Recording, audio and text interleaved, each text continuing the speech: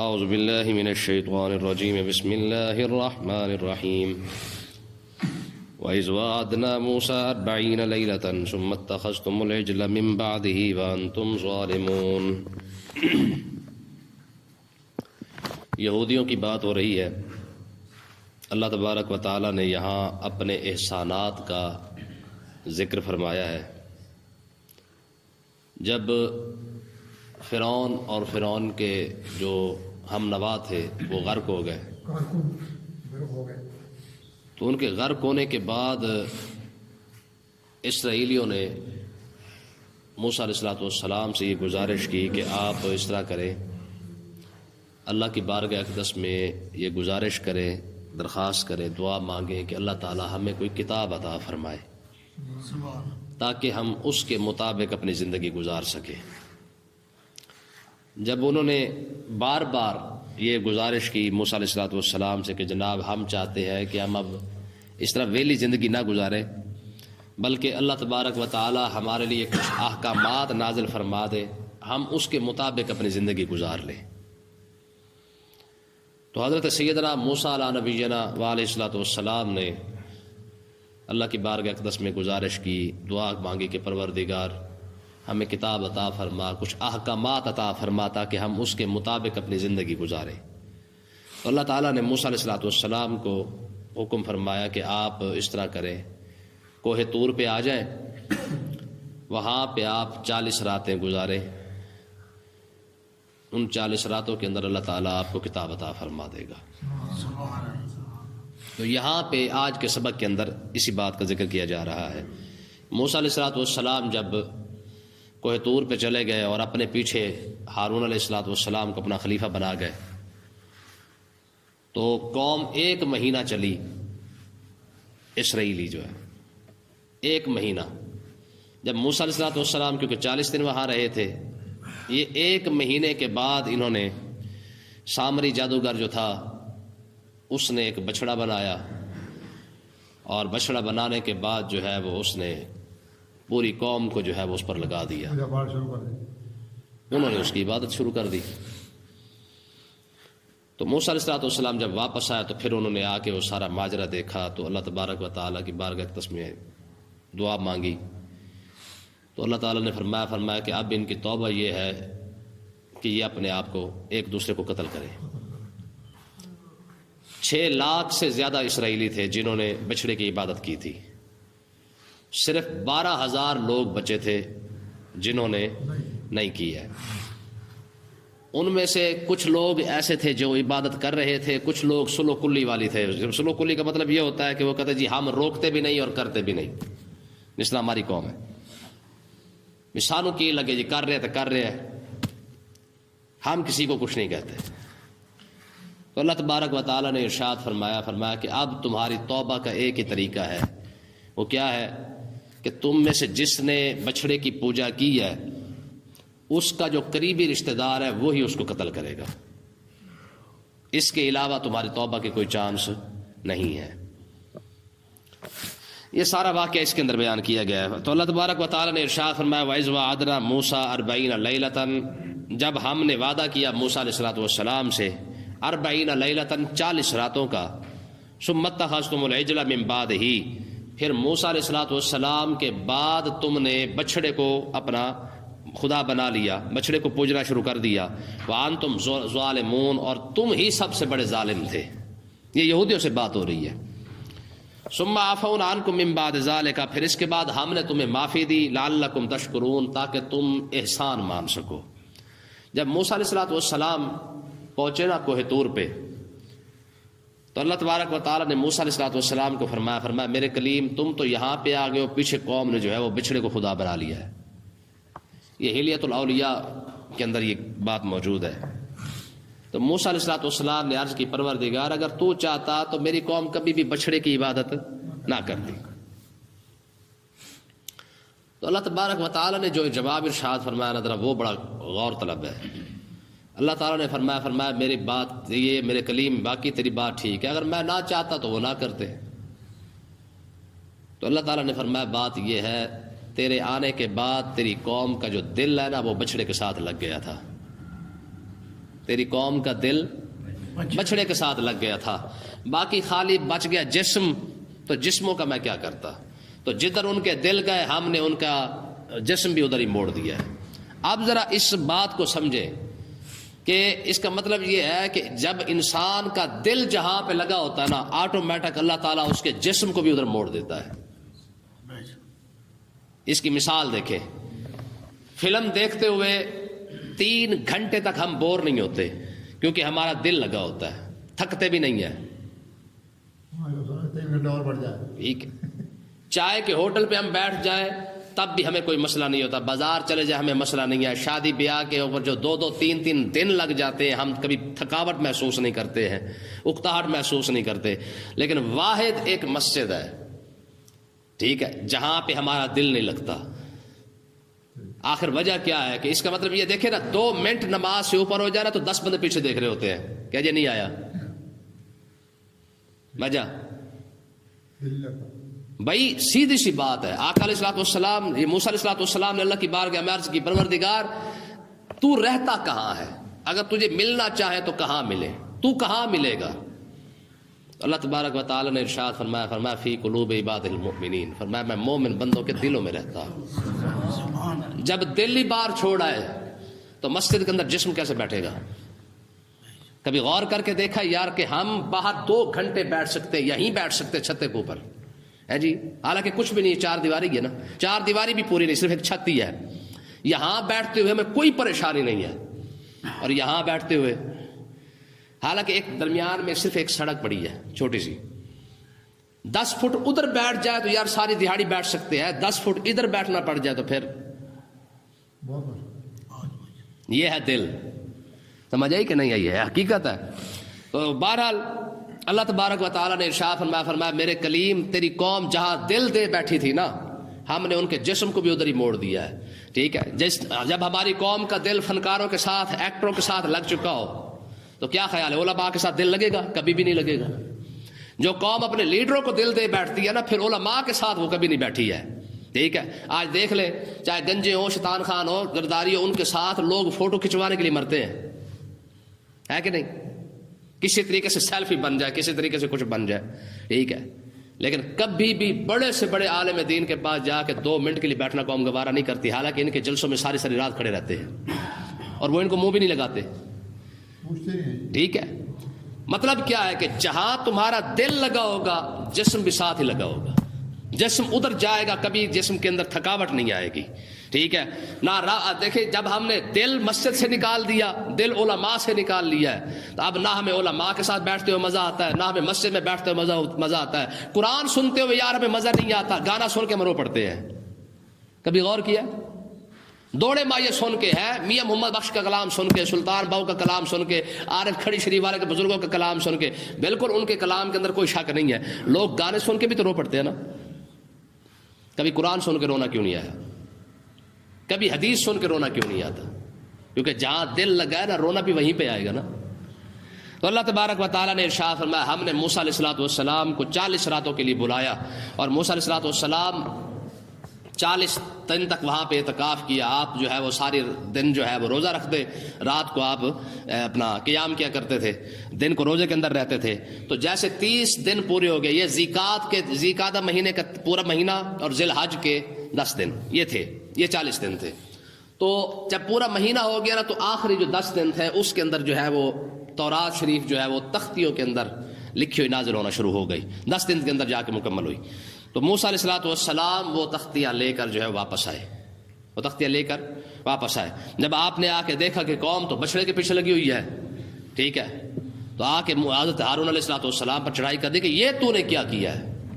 قرآن مجید فلا تاخذ بلحیتی ولا براسی انی خشیت ان تقول فرقت بین بنی اسرائیل۔ حضرت موسیٰ علیہ الصلوۃ والسلام نے حضرت ہارون کی داڑھی مبارک سے پکڑ لیا تھا، وہ تو کیا کر رہا تھا؟ یہ قوم جو بچڑے کے پیچھے لگ گئی۔ انہوں نے کہا جناب میں کیا کرتا، میں تو سمجھا کے تھک گیا، حتیٰ کہ یہ تو مجھے مارنے تک آ گئے تھے، ٹھیک ہے نا۔ تب اللہ تبارک و تعالیٰ کی بارگاہ اقدس میں موسیٰ علیہ الصلوۃ والسلام نے عرض کی میرے مالک جو کچھ انہوں نے کیا ہم اس سے بیزار ہیں، ہم نے تو انہیں نہیں کہا تھا کہ یہ سارا کام کرنا، ٹھیک ہے۔ تو آج بھی دیکھ لیں قوم جو کچھ مرضی کرتی پھرتی ہے، علماء جب منع کرتے ہیں رکتے بھی نہیں ہیں، کہتے نہیں جی ساری فساد کی جڑ تو مولوی ہے۔ بھئی ہم تو بار بار منع کرتے ہیں خدا کا واسطے یہ کام نہ کرو، ٹھیک، سیم وہی بات۔ اب موسیٰ علیہ السلام اور ہارون علیہ السلام نے تو نہیں کہا تھا نا کہ یار تم بچڑے کی عبادت کرو، کیوں جی؟ انہوں نے تو بار بار سمجھایا، پہلے خدا، ایک خدا سے تو تمہاری جان چھوٹی ہے، وہ تو ابھی مرا پڑا ہے سمندر کے اندر، اس سے باہر نکلے ہی ہے، کیونکہ غلام قوم کی سوچ بھی تو غلامی والی ہوتی ہے نا، ساری زندگی تو فرعون کی غلامی کی ہے، اس سے نکلتے کر پھر ایک نیا خدا بنا لیا، ٹھیک ہے۔ تو مقصد کہنے کا یہ ہے، تو اللہ تبارک و تعالیٰ نے پھر آگے ارشاد فرمایا کہ ہم نے تمہیں کتاب عطا فرمائی والفرقان، اور ہم نے موسیٰ علیہ السلام کو معجزات عطا فرمائے، کس لیے لعلکم تہتدون، تاکہ تمہیں ہدایت نصیب ہو جائے کہ اللہ کے بندو جس نے تمہیں فرعون سے نجات عطا فرمائی ہے، جس نے اتنی بڑی کتاب عطا فرمائی ہے، اور موسیٰ علیہ السلام کے وہ معجزہ کہ آپ نے ایک بار آسا ہی ڈالا ہے، پانی کے اندر کبھی نہریں راستے تو کبھی نہیں بنتے ہیں نا، فرمایا یہ تھوڑا معجزہ ہے کہ جناب ایک بندہ آسا ڈال کے آسا مارے اور اللہ تبارک و تعالی جناب پانی کی دیواریں کھڑے کر کے پانی کے اندر سے تمہارے لیے راستے بنا دے، ٹھیک ہے۔ وہی آسا تمہارے لیے آسا بھی بنا رہا ہے، راستے بھی بنا رہا ہے، وہی آسا جو ہے وہ سانپ بن کے جو ہے وہ دشمنان اسلام کو جو ہے وہ کھائی بھی جا رہا ہے، وہی آسا جو ہے وہ لکڑیاں پتے جھاڑنے کے کام بھی آ رہا ہے، سمجھ آئی کہ نہیں آئی ہے؟ فرمایا یہ ایک ہی آسا ہی تھا، تو آپ نے خود فرمایا تھا کالا ہی آسا یا توقع علیہ بہش بعلا غنم ولی فیہا مارب اخری، فرمایا یہ آسا ہی ہے جس کے ساتھ پتے بھی جھاڑ لیتا ہوں، ٹائم آیا تو سب بھی بنا لیتا ہوں، اور اس سے زیادہ ٹائم آ جائے تو پتھر پہ مار کے جناب والا پانی کے چشمے بھی جاری کر دیتا ہوں، اس سے بڑا ٹائم آ جائے تو دریا میں مار کے رستے بھی بنا دیتا ہوں، ایک ہی آسا ہے۔ اللہ اکبر۔ آگے دیکھیں جی، وَإِذْ قَالَ مُوسَىٰ لِقَوْمِهِ، فرمایا جب وہ وقت یاد کرے اے محبوب جب موسیٰ علیہ السلام نے اپنی قوم سے فرمایا یا قوم، فرمایا میری قوم، انکم ظلمتم انفسکم، تم نے بچڑے کو خدا بنا کر باتخاذکم العجل، بچڑے کو خدا بنا کر تم نے اپنے آپ پر ظلم کیا ہے، تم نے اپنے آپ پر ظلم کیا ہے، تو فتوبوا الی بارئکم، اب کیا کرو، اپنے پیدا کرنے والے کی طرف توبہ کرو، پیدا کرنے والے کی طرف توبہ کرو۔ کس طرح توبہ کرو؟ فاقتلوا انفسکم، اب ایک دوسرے کو قتل کرو۔ 70,000 بندہ جو ہے وہ صبح سے لے کر شام تک قتل ہو چکا تھا، کتنا؟ 70,000۔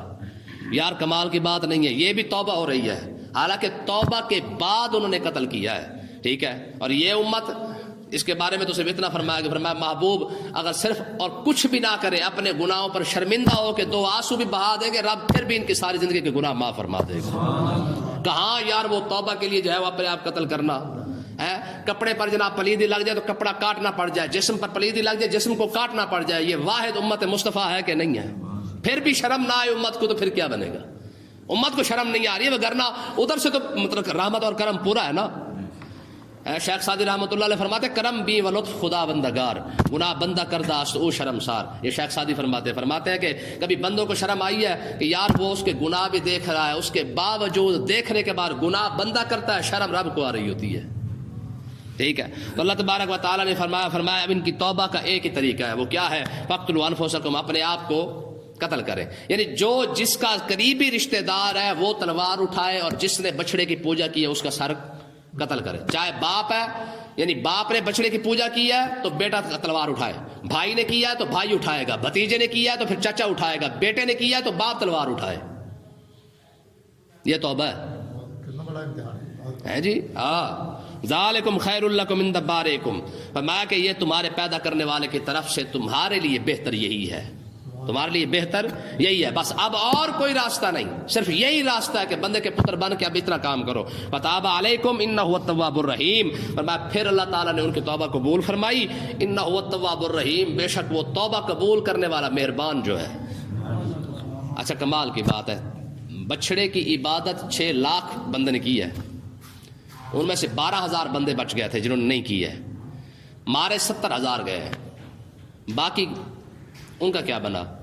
تو ان کے متعلق آتا اللہ تبارک و تعالیٰ نے ارشاد فرمایا جب 70,000 بندے شام تک مارے گئے نا، قتل ہو گئے، موسیٰ علیہ السلام نے دعا کے لیے ہاتھ اٹھا دیا، پروردگار اب یہ قتل ہونے کے لیے انہوں نے اپنے آپ کو پیش تو کر دیا ہے یار، پھر بھی دیکھے بات نہیں دیکھے ان کی۔ موسیٰ علیہ السلام نے اتنا کہا ہے اب توبہ کا ایک ہی راستہ ہے کہ اپنے آپ کو قتل کے لیے پیش کر دو، انہوں نے کہا جی ٹھیک ہے جی، یوں سر کر کے آگے کھڑے ہو گئے، جب 70,000 بندہ جناب جب صبح سے شام تک قتل ہو چکا نا، تو موسیٰ علیہ السلام نے اللہ کی بارگاہ میں ہاتھ اٹھائے، میرے مالک انہوں نے اپنے آپ کو پیش کر دیا ہے. الاری ماری برابر نہیں ہوتی، مشہور مثال ہے کہ نہیں. تو انہوں نے کہا انہوں کا پروردگار، انہوں نے راضی تو ہو ہی گیا نا کہ اب یہ قتل کے لیے انہوں نے سب نے اپنے آپ کو پیش کر دیا، اب تو ہی کرم فرما. تو اللہ تبارک و تعالیٰ نے ارشاد فرمایا ٹھیک ہے، ہم نے ان کی توبہ قبول فرما لی. جو 70,000 قتل ہو چکے ہیں وہ شہید ہیں، اور باقی جتنے توبہ کر لی ہم نے ان کو بھی بخش دیا، ان کو بھی بخش دیا، دونوں کو جنت عطا فرما دیں گے. ٹھیک ہے نا جی، یہ توبہ کا طریقہ تھا ان کے لیے. فرمایا جو 70,000 جو قتل ہو گئے ہیں وہ شہید ہیں، اور باقی جو بچ گئے ہیں ان کو بھی ہم نے بخش دیا ہے. فرمایا اب دونوں کے لیے حکم یہی ہے، جنہوں نے توبہ کی ہے اللہ تعالیٰ ان کو بھی جنت عطا فرما دے گا، اور جو شہید ہو گئے اللہ تعالیٰ ان کو بھی جنت عطا فرما دے گا. تو کہنے کا مقصد یہ ہے کہ یہ ان کے ہاں توبہ کرنے کا طریقہ کیا تھا؟